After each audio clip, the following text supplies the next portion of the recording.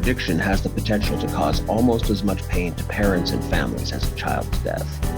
With us today is Ed Kressy, a recovering addict who has been both arrested and given a commendation by the Federal Bureau of Investigation, to talk about how we can help our kids avoid this tragic path and things we can do if that doesn't work. If you haven't already, don't forget to like and subscribe, and do come find us on Facebook or sign up at Patreon for early access and members-only goodies. Thanks for watching. Now let's get to work. I'd like to introduce you all to two close personal friends of the show. John and John are a pair of law enforcement officers with 3 decades of combined experience in helping people stay safe and what happens when that fails. They've built a shop, Shield Protection Products, that offers a full range of self-defense items like pepper spray and stun guns that real people can use in the real world. They're like-minded folks, so they also offer important safety equipment like fire extinguishers, medical kits, and car escape tools. They provide an instructional video with every purchase so you know how to use anything you buy. Find them at shieldprotectionproducts.com and use the discount code SFOTB10 to get 10% off of your purchase. That's SFOTB10 at shieldprotectionproducts.com. Seriously, friends, if you're looking for the best equipment to keep your family safe, along with advice from knowledgeable professionals on how to use it, while supporting this show and a small business that deserves it, you'll find it at Shield Protection Products. Go check them out and tell them Safest Family on the Block sent you. Hello, everybody, and welcome to Safest Family on the Block, where knowledge is power. I'm your host, Jason, and joining me today is the inimitable Ed Kressy. Hello, Ed. Hello, Jason. Great to be here. It's great to have you. Ed and I met a couple years ago at one of Rory Miller's get-togethers and had a great conversation about publishing and reaching the world with information he thinks important. And Ed has been killing it with a book and speaking and long-standing newsletter about his experiences as an addict. And he was kind enough to come on the show to talk to parents about some of the realities of addiction and what we can do if we suspect that in our kids, or if that is the reality of our children, our kids or our adult children. Now, Ed sent me his bio, which is crazily impressive. Ed Kressy is almost certainly the only person ever who was once arrested by the FBI, then recognized with the Community Service Award by the director of the FBI. Audiences are inspired by his personal, powerful story of overcoming devastating drug addiction, conspiracy beliefs, and mental health challenges. They grasp the immense value of second chances when they learn how second chances allowed Ed to rise from incarceration, destitution, and psychosis. Kressy's work appears in the Washington Post, and he has spoken for MIT, Cisco, Google, LinkedIn, and numerous faith-based and community groups. He's been interviewed by a number of magazines and podcasts, now including this one. So, Ed, thank you so much for one of the things I think that we really screw up about in our culture and Western American culture and other cultures is the amount of shame that we heap on top of addiction. And that not only creates problems for people who are in the throes of addiction, but also means that not a lot of people who struggled with addiction and came out the other side intact feel like they can go talk to people about it, because again, there's this shame that we've attached to it, whereas you're brave enough to get the word out there and share your experiences. So I want to first thank you for that. Yeah, thank you, Jason. And then let's start a little bit with the Reader's Digest version of your story. Well, my childhood was idyllic in many ways. I grew up in a very small town in central Massachusetts, wanted for very little. As a kid, the most important things to me were my imagination and reading. I had a voracious appetite for books.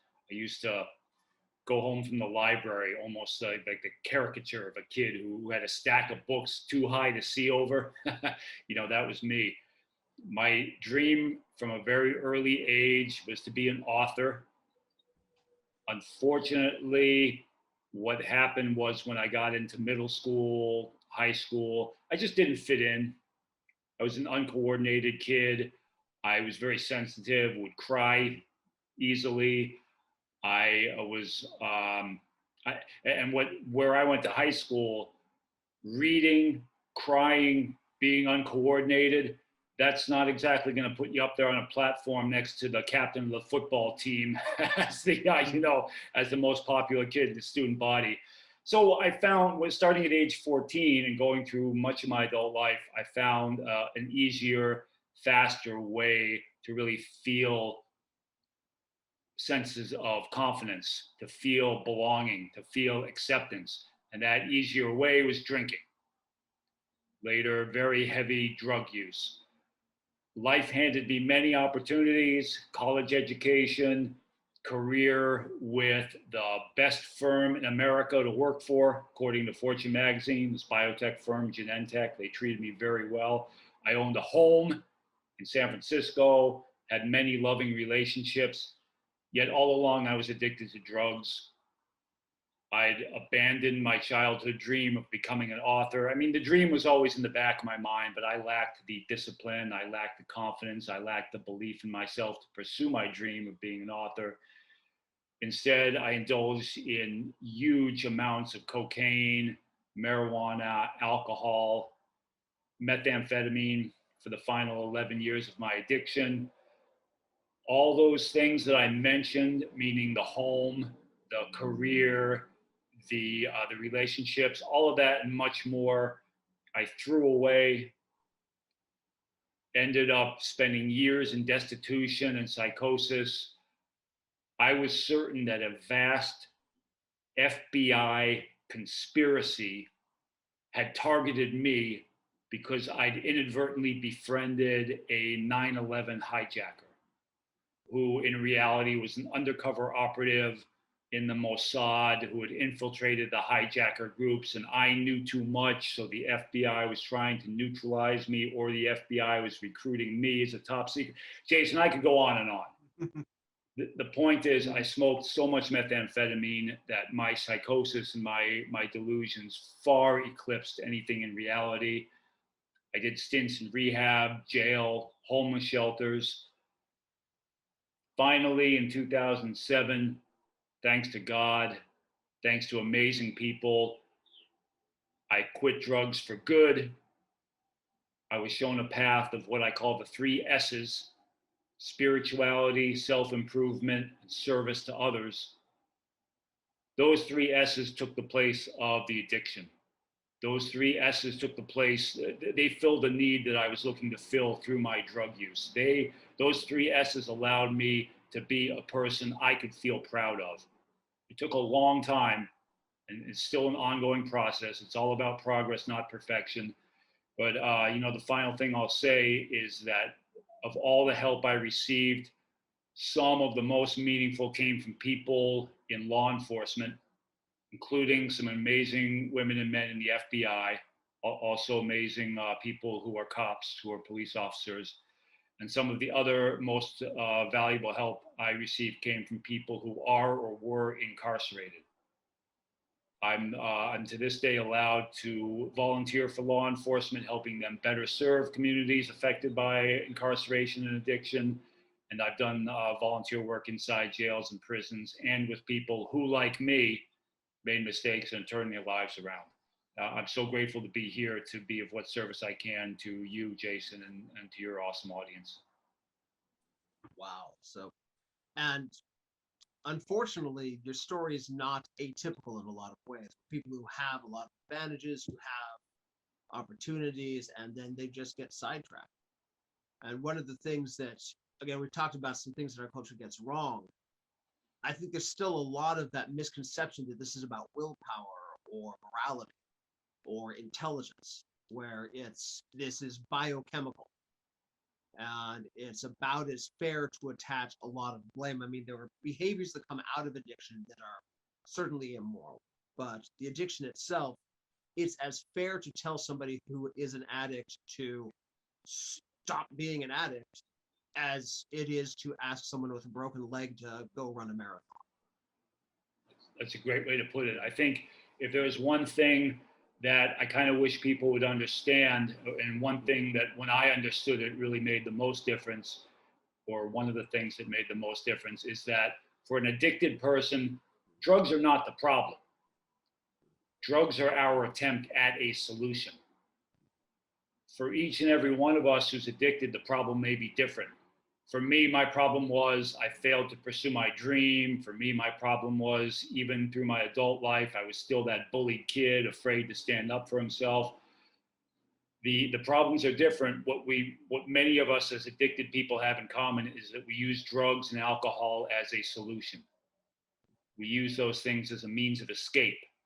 The insidious thing is, as a solution, alcohol works, drugs work. They take us out of ourselves for a brief period of time or longer. For me, the solution worked for a decade or more. I could escape being Ed Kressy, and I could escape the problems of Ed Kressy for a temporary amount of time. And then I could go back to my job with the Genentech, or go back to my college education or my relationships or whatever. The terrible thing is when drugs fail us, as we saw in my case, they fail us catastrophically. Oftentimes they do. The challenge, I think, for families, certainly the challenge for my family and the challenge for me myself, is that quitting drugs for an addicted person, that's not the goal. The goal is not to quit drugs. It's one necessary step along our path. We've got to realize, or at least in my opinion, how I was taught, we have to realize that when we quit drugs, we're just starting the journey. We have to take that next step and find that new solution. That's where the families can make such an amazing impact. That's where families can make such a big difference in finding that new solution. For me, it was those 3 S's: spirituality, service to others, and self-improvement. For any other addicted person, it might be a similar solution. It might be something different. But we got to see quitting drugs as really, when we're addicted, quitting drugs or alcohol or whatever addictive behavior, things get worse, at least initially, because again, we no longer have that solution. We no longer have the drugs to turn to. We no longer have the addictive behavior. And again, we got to find that new solution. So when we leave our addictive behavior behind, often our journey is just beginning. So it sounds almost like that injury metaphor works here as well, where you jack up your knee, you put on a leg brace, and as soon as you feel like you can walk again, you take off the leg brace. But if you're not careful, you step wrong, and the whole thing falls apart again. Where you almost need to switch out the brace, where you were using alcohol to prop yourself up, or drugs to make yourself feel better about something, and then if you take that away without providing this new thing that helps prop you up, the chances of you falling down are greatly increased. Exactly. It's a great analogy. Jason, the way you and I know each other is I became a Krav Maga instructor. And that's how I met Rory Miller, self-defense author and instructor. For me, that Krav Maga, when I learned how to teach self-defense and when I learned to practice self-defense, that kind of served as that metaphorical leg brace. That was something where I could practice those 3 S's. I could learn to improve myself. I practiced Krav Maga as a way to kind of overcome those ongoing feelings of lack of confidence, going back to my bullied youth. I eventually used Krav Maga as a means of service. I volunteered at a Boys and Girls Club, helping youth overcome or build their own self-confidence.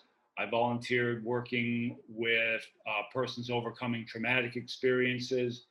So it's like you say, we have that brace, and we want to use that brace as a means to get us to running on our own, or walking on our own, or competing on our own.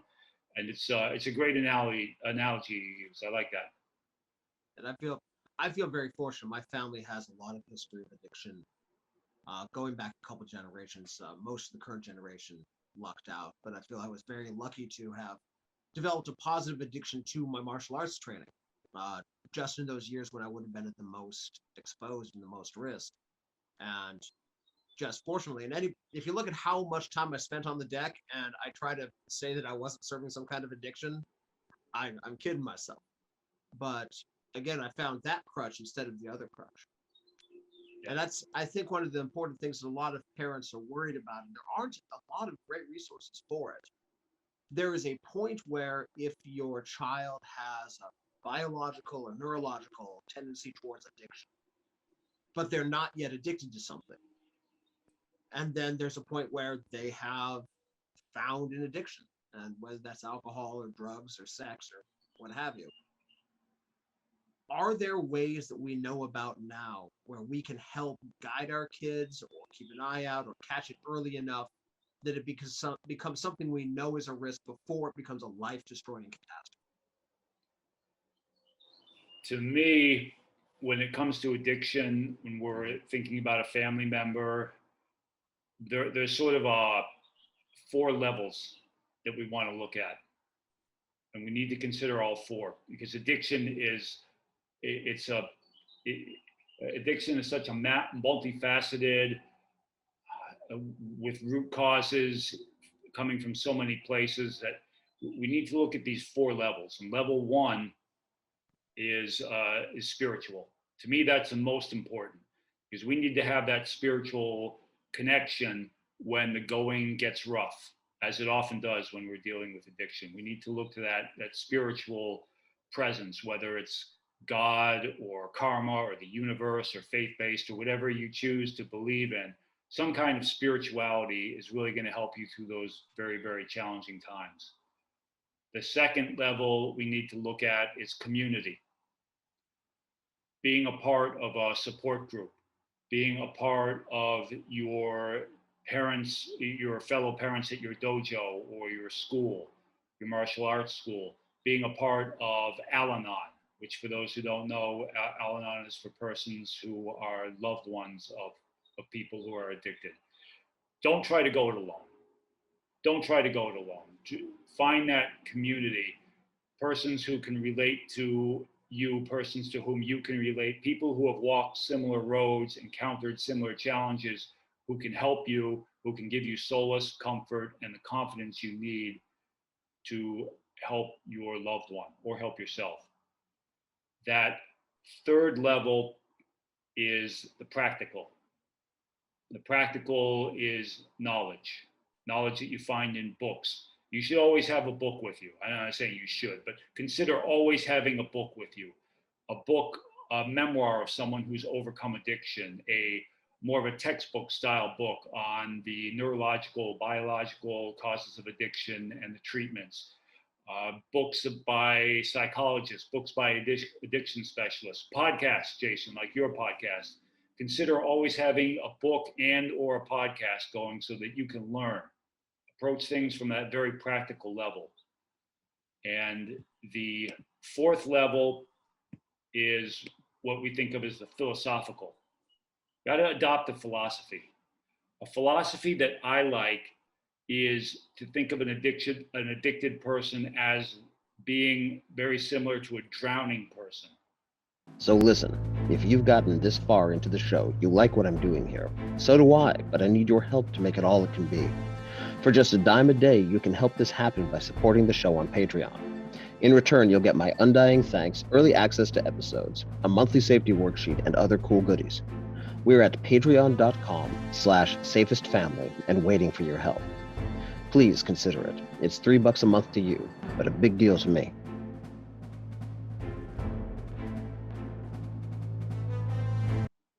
When someone is drowning, especially if it's someone you know, someone you love, you may be tempted to jump in after the drowning person. In reality, that's something that you almost never want to do if you can help it.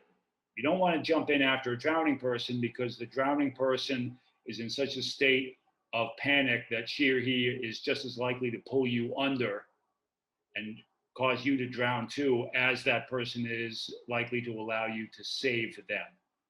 If someone's drowning, you want to have your own feet on firm footing. You want to be on dry land. You want to toss a lifeline or a preserver or some flotation device. You want to shout encouragement. You want to do whatever, maintain a calm voice, and hope that the person's able to grab on to whatever lifeline you throw so you can haul the person in from the safety of the firm ground upon which your feet are planted. Very similar to an addicted person. Help yourself first. Make sure you're on that metaphorical firm ground. Have that metaphorical lifeline that you can throw to the drowning person. A mistake that I see a lot of people make is they allow themselves to fall prey to the temptation to jump in after the drowning person. Meaning, when we're addicted, we cause a lot of chaos. We're flailing about in our lives. We're pulling people into our chaos. As a family member, as a supporter, you don't want to jump in. You don't want to get immersed in the chaos. You don't want to drown yourself. That's a philosophical approach you can take to helping a loved one who struggles with addiction. Another way to put it is it's sort of a cliche, but you hear it a lot when you're on an airplane and those oxygen masks come down. Whose oxygen mask do you put on first, your own or the person next to you? Your own, right? That's what every time you fly in an airplane, that's what the flight attendants tell you to do. Put on your own oxygen mask first.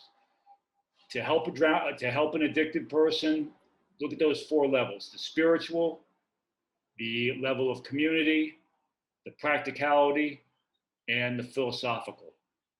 The final thing I'll say is the one mistake I see people make over and over again is a lack of willingness. A lack of willingness to try something, a lack of willingness to pick up a book, a lack of willingness to call a phone number and ask for advice, a lack of willingness to join a support group. It's easy to say, you know what, that Al-Anon meeting, I went to one meeting a few months ago, it really didn't work for me, or yeah, I read a few pages of that book, or my loved one is so far out there that's never going to work. You got to be willing to try things. It's a long road. My heart goes out to you. My prayers are with you, but really be willing to try different approaches. Not everyone's going to work for you. Yet, if you take the time to, say, read a book, you're going to learn a couple things out of that book.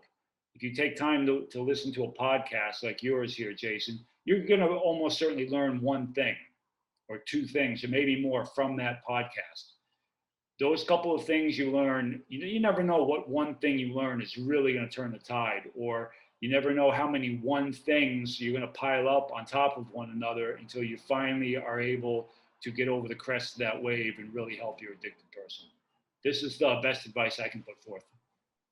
I think another important part of that willingness is a willingness to accept that it can happen and a willingness to admit that it is happening or might be happening.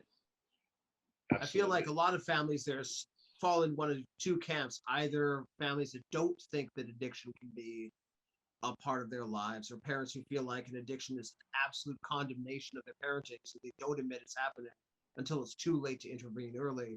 Or the other side, where the family history of addiction is so ingrained that you're almost resigned to it. So it's not a willingness to see that it's happening, but a willingness to do anything about it. That's a great insight. I'll tell you a little story that you made me think of. My uncle, my mom's brother, graduated from the West Point Military Academy. Served in the Army, served in Vietnam, had an illustrious career in the military. He and his family took me in when I was 16 years old. In San Francisco. He was the deputy commander of the military base in San Francisco, California. That was the year I began drinking very heavily, when I was in my 16th year. One would think, hearing that story, that a person like my uncle, who graduated one of the top military schools in the entire world, who had that career, who raised a beautiful family, one would hardly expect that one night, years down the road, he would get a phone call from that same nephew, me, the one he took in when I was 16 years old. I had been arrested breaking into his own home, breaking into my uncle's home. It was a repeat performance. I had already broken in, and I'd stolen a family sort of an heirloom, sold that heirloom for methamphetamine money, went back the next day. My uncle and his wife were out of town, and the housekeeper called the police. I went from there to being stripped naked by cops, put in a padded cell because I refused to cooperate with the police, demanding instead an audience with the FBI, going back to my 9/11 conspiracy beliefs, right? The uncle, that same Uncle Pete, his name's Uncle Pete. A couple days later, he got back into town. He might even had to cut his vacation short. I don't know. He got back into town and visited me when I was locked up in the psych ward, in the psychiatric ward. So this, it goes back to the great introduction you made, Jason, and the insights you put forth into stigma. For my uncle Pete and his family, overcoming that stigma of having served, near the very top of the army, in the military, and again raising a family and having the career that he had. Now all of a sudden, here's this nephew breaking into his house, being locked up in the psych ward. That's a challenging thing for my uncle to overcome, and that's a challenging thing for me as the addicted person to overcome, because now I have to live with that. I have to live with what I put my uncle through. I have to live with the weight of my poor decisions, and the way I live with it, again, is through drugs. I have this terrible problem. Look at all these horrific things I've done. Look at what I put my family through. Look at where my selfishness and my poor choices. Look at the harm they've caused me and caused my family. Wow, I don't want to deal with that. I'm going to find my solution, that glass pipe. I'm going to smoke that methamphetamine. And breaking out of all of that, the point I'll just finish up with, for your listeners, never give up hope. Never give up hope, because that story I just told, I could tell a dozen more stories that are just as horrific, if not more so. Yet today, not only am I the best nephew I've ever been, I'm the best cousin, the best son, the best brother I've ever been. Far from perfect. I'm nowhere near perfect, but I'm the best family member I've ever been, as well as being a servant to the very police who locked me up, who stripped me naked. Now I realize I'm grateful to those cops who stripped me naked. If I had gone into a holding cell with 10 other incarcerated persons and I was talking about being an undercover FBI operative, that wouldn't have been good for anyone. So today I can look at those police who stripped me naked and be grateful to them for looking after my safety. And even more importantly than that, to me, I can take responsibility and say, if I'd never smoked methamphetamine, probably no one would ever have stripped me naked and put me in a padded cell. So for your listeners, whatever you're going through, whatever your loved one who's addicted is putting you through, you may be going through worse than I put my family through. You may be going through much worse. Never give up hope. You see stories that make mine pale by comparison, yet people turn their lives around. Incredible women and men, our sisters and brothers in recovery and who are or were incarcerated, they turn their lives around to become even better community members than me, to become even better family members than me. And I'm not saying I'm some great, community person or great family member. The point is, I've been able to give back to my communities and my family. Many, many women and men do far more than me. It happens every day. So never give up hope in your own lives. And that's the hopeful third stage of addiction that not everybody makes it to. There's a stage where you're in the middle of it, where your drowning person metaphor applies the most, where when somebody's in the middle of an addiction and not yet ready to get help, if you jump in and try to save them, you're as likely to drown as they are. Then there's the afterwards, where we should be open to and help them in the recovery as much as possible. And then for parents, especially that early stage where there's something going on that's hurting them. I think that most addictions are just painkillers. And I don't mean just opioid painkillers. I mean, they are a means of anesthetizing some pain that we're experiencing. And when we see our children in pain, how to steer them towards healthier anesthesia, and then of course to help fix the wound in that first stage where they might go that way, but we can help them go another way. And equal to that, there's the other issue with parents, modern parents especially, where I know that my oldest is 21 now, I knew when he was 17 that if I just lost my shit at him when he smelled like marijuana coming home, that would not be a helpful way of preventing him from eventually from developing a crippling addiction. But also, if I just ignored it completely or encouraged it, that could steer him in the other direction. Do you have any advice at all about balancing, the reality that teens are going to experiment a little bit, teens are going to go off the reservation a little bit, with the need to hopefully prevent them from developing a full-blown addiction? You make me think of an analogy. It's a wonderful analogy that I think about a lot. The analogy is that a human being is like a plant. If you want a plant to grow properly, you give that plant sunlight, you give it water, you give it soil with the proper nutrients. You're not going to say to that plant, hey, you know what, plant? Bloom your flower at 10 a.m. tomorrow. Or shoot your leaf off in a northwest direction because that's where the best. You're not going to tell the plant those things. You're going to give it the proper conditions. Human beings are like that plant. If we give a human being the proper love, the proper respect, the proper confidence, the proper belief in herself or himself, oftentimes, just like that plant is going to turn into a lovely, lush, fruit-bearing tree or flowering shrub or whatever it is. Just like that, with the proper conditions, with the proper nourishment and nutrients, a human being is also going to grow to his or her best potential. That's the analogy I like to use. Rather than directing a person what to do specifically, give that person the conditions of love, acceptance, belief in herself or himself, and like that plant, hopefully, and in many cases, the human being will flower and bloom as well. So do our best to prevent creating those kind of psychic wounds that would lead them to need an anesthetization, whether that's drugs, alcohol, or whatnot.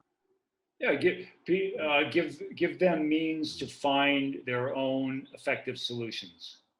Again, when we're using drugs or alcohol or any number of things addictively, usually it's because we're turning to those things as our solutions. Give the people in your life or in our lives confidence in themselves to find better solutions, more effective solutions, long-term solutions, permanent ways of overcoming the need to, as you so eloquently put it, anesthetize themselves. Give them something that, for me, it was writing. If I had had the confidence and belief in myself to become an author 20 years before I actually did, or even longer, I would not have become the world's greatest author or anything like that. But perhaps I would have found better solutions than I did, which were the solutions of drugs. And I wouldn't trade anything. I'm very grateful. Today, I look back and I'm very grateful for the blessings that God and people in my life have given me. I'm really able today to be very grateful for all that I have and all that I was given. So these are some of the things I think of when I look back upon my own life and how perhaps my story can be of some value to others. Now, I'm no child psychologist, although I studied a little of it in college. It's been my experience that there's a whole lot of opinions out there about what makes good parenting, what makes bad parenting, and a whole lot of passion behind those opinions. But it seems to me that if your kid finds one thing that they care about and are good at, their chances of turning out okay are greatly improved. And whether that thing's sports, chess, programming, writing, reading, music, drama, whatever it is. And it seems like this advice about providing the soil and the nutrients and water and the sunlight, so that when they find that thing, they can go do it with a firm foundation and with your loving support, even if it's not something that you're particularly interested in. I think that's one way to prevent that need for anesthetization. Yeah, I like that. And I should say at this point, I'm not a parent. I never have been a parent. I'm coming at it solely from the perspective of of looking at my own upbringing. I think the only thing I would add to what you're saying is the child, at least looking back on my own childhood, the child should not only be good at it, but feel good at it. You know, in my life, I was good at a lot of things, or you know, I could get by at a professional career. I did well in college. I was a pretty decent writer. I learned to compete in sports at, you know, just not at a, you know, not at a pro level or anything like that, but I learned to lift weights and do things like be an athletic person, I guess I should say. So I got to a passable, you know, I got to have hobbies and interests, I guess I should say, but I never felt good at those things. I never believed in myself. So it's important to be good, to have a level of confidence, but it's also important to feel that within ourselves, to believe in ourselves. To believe that this thing you're good at matters, to feel like you're doing good. Getting back to your 3 S's about service.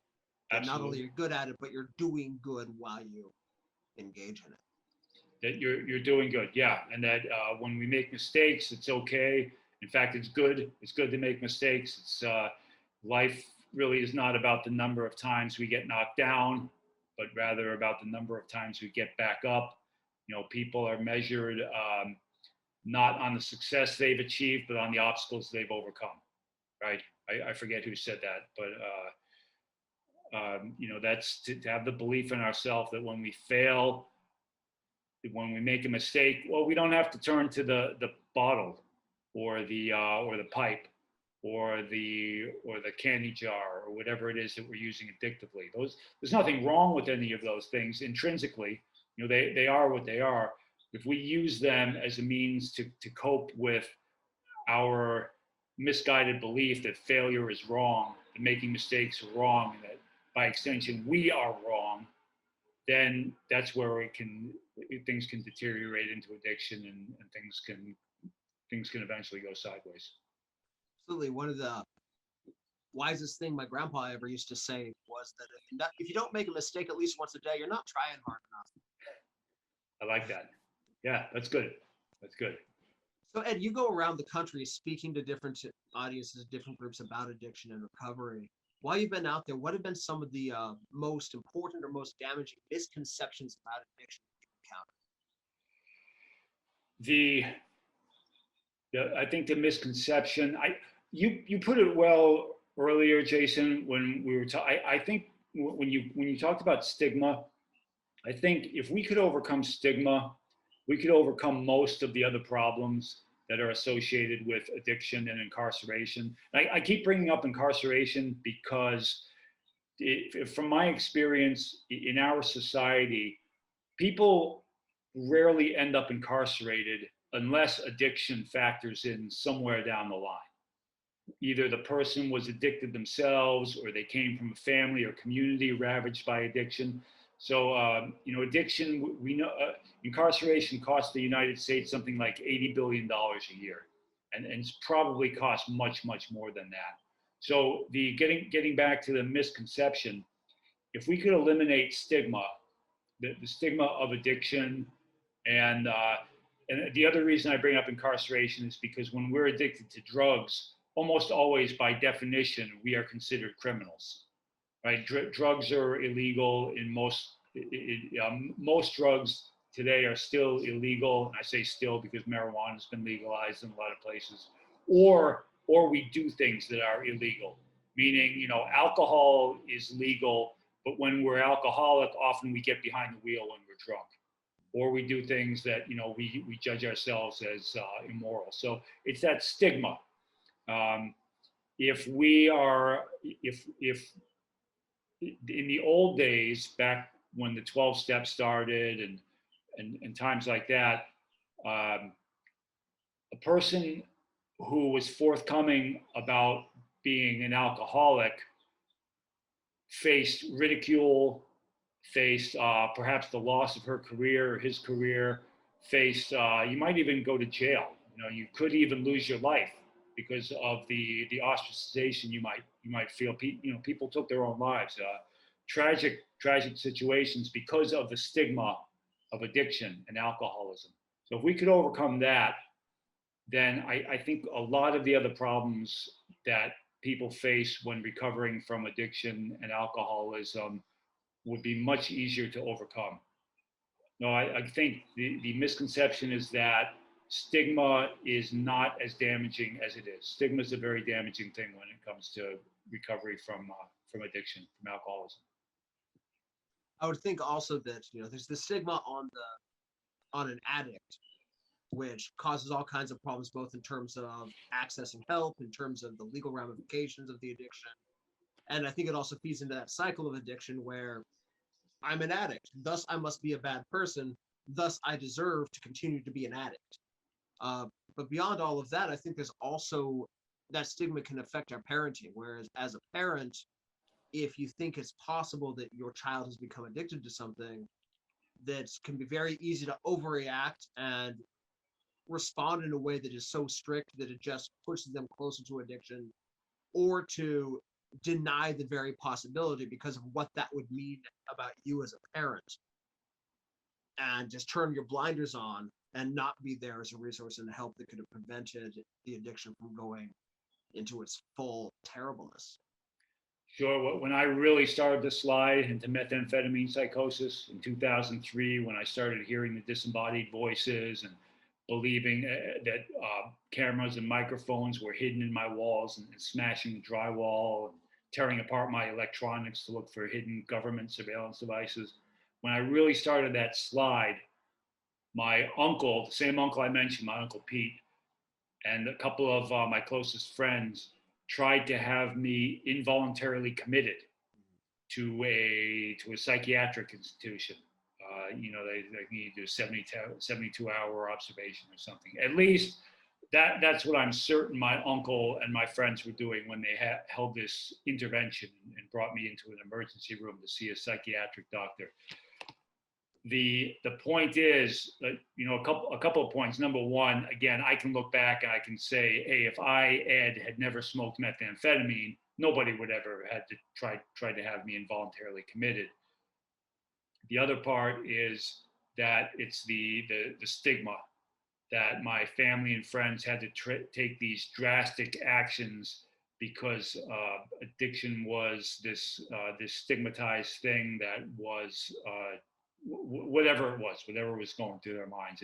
It put them in Ed, put my family and friends in a terrible, terrible position. I hurt them very much.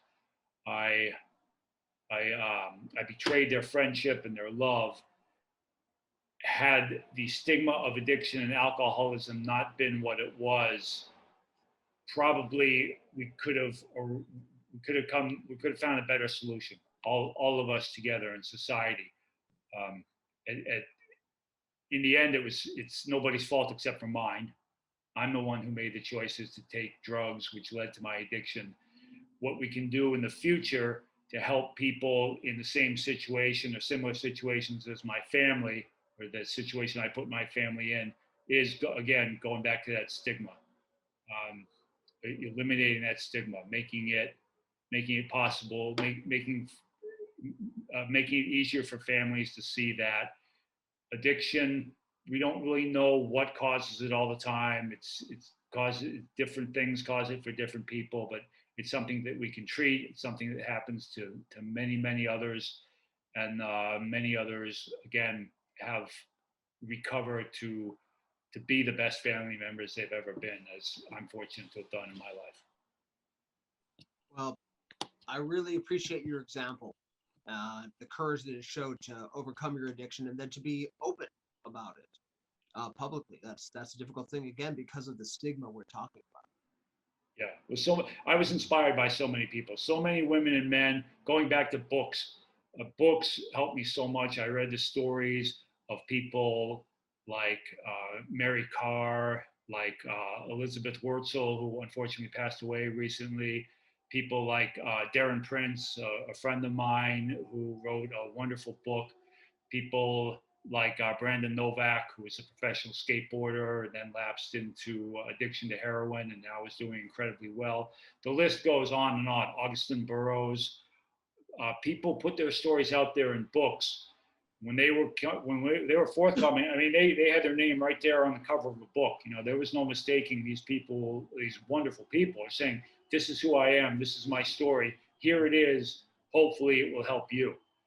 That's what I'm trying to do with my own story. We are, one thing we're doing is, if I can put in just a little plug, because it might be of interest to your readers, we've donated 500 copies of my book to incarcerated persons, who are, many of whom are enrolled in substance abuse programs or other programs such as those leading to legitimate employment or entrepreneurism.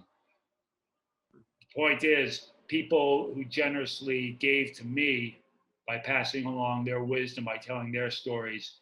Now what I'm doing to give back is to help others, in this case, people who are incarcerated, to turn their own lives around. So the goodwill we put forth, it goes out there, it goes out there. When we start those ripples, eventually the ripples come back to us. And that's what goodwill, and that's what that being of service, that's one thing that it does.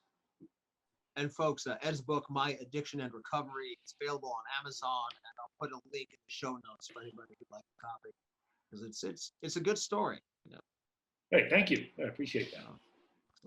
And then also, Ed, you do speak to organizations. Where can people find information about that? Probably the easiest way is to go to my website, www.authorEdKressy.com, or you can find me, just look up my name. You can find me on Facebook, LinkedIn. You can find my email address, my phone number. Feel free to reach out if you have a nonprofit organization or a support group, and you do a Zoom meeting. I'm always happy to speak for you for free. You know, I don't charge, and even when I do make profits off of something like my book, I turn those profits into donations to help others.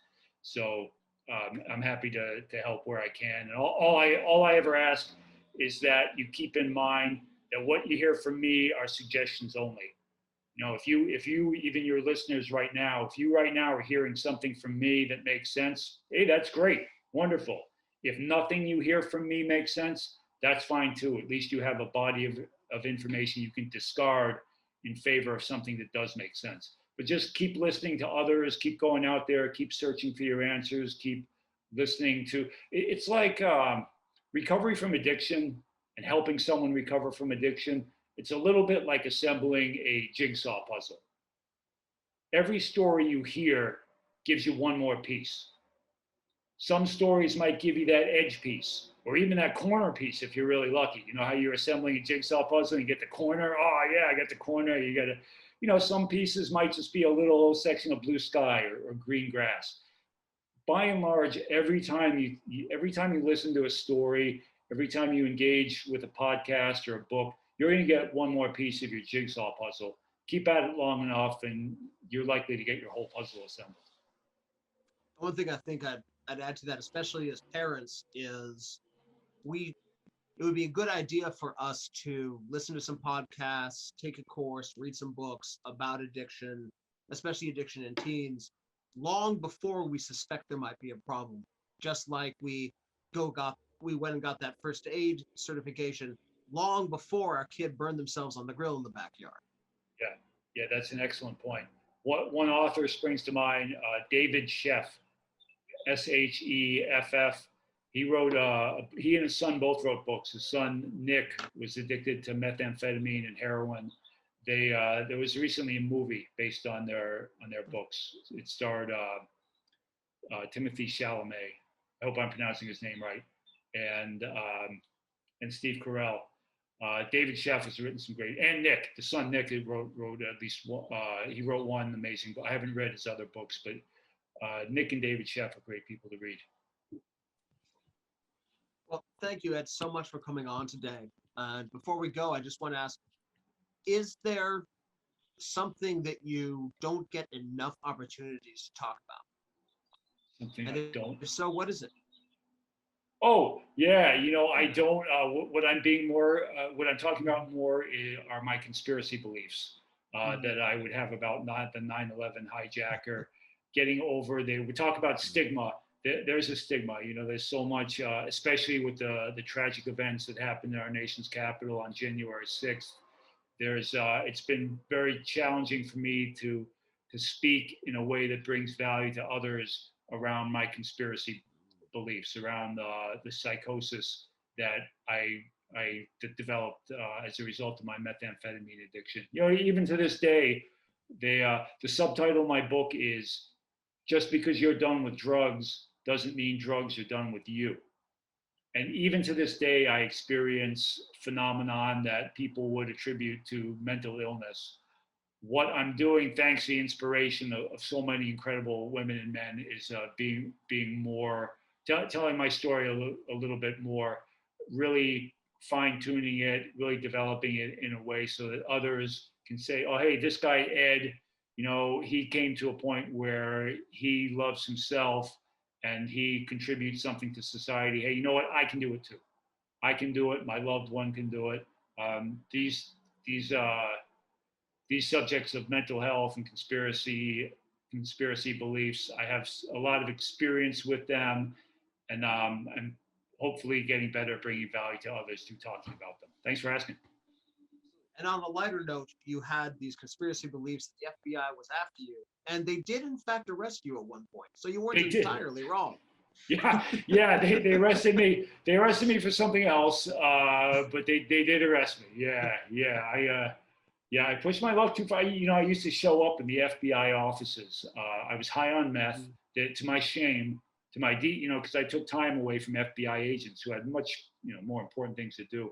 But I would show up high on meth at the FBI offices with correspondence that I would write. And I always signed it. I never did anything anonymously, or I never did anything threatening. But I would write down on an intake form at the FBI office, "Please stop conducting surveillance on me," or I want to infiltrate terrorist groups, or, my employer is part of a conspiracy. And I would show up repeatedly to the FBI offices. I remember once, it's something we can laugh about now, but I remember once sitting in the lobby of the FBI office with I think it was a guitar amplifier that I was sure was bugged or was transmitting, subliminal hypnotic messages to. I was there in the lobby of the FBI offices.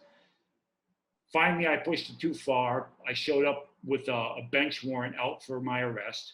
The FBI had no choice but to arrest me. The arrest was for failure to appear in court, but really, the FBI arresting me represents a far greater failure on my part, which is I failed to use the many blessings society provided me in service to society. The good news and the end of this story is, years later, I sat in that same FBI office in the same chair that I'd sat with that guitar amplifier I thought was bugged. The special agent in charge walked out, and he recognized me. But he didn't recognize me for anything bad. He recognized me because the FBI was sending me to Washington to meet in person the FBI director and receive a community service award.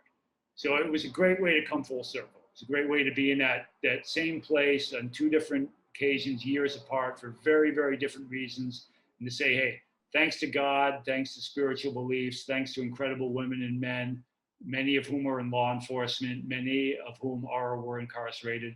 Thanks to everything that the universe has given me, I'm able to give something back. Well, thank you for giving back here today. I appreciate it. And again, I'll make sure that your contact information about the book and the website, show notes, if anybody has questions for Ed or needs pointed in the direction of the right resources. Again, I really appreciate you being willing to talk about addiction. It's one of those things that's on that list with like sex and money that we should talk to our kids about a lot more than we do. And I think that's because there's a dearth of good information out there. That's so great. Thank you very much, Ed. Sure. Can I say one last thing? Absolutely. Oh yeah, just for all of your listeners, don't hesitate to reach out to me via email, or if there's any way I can help you.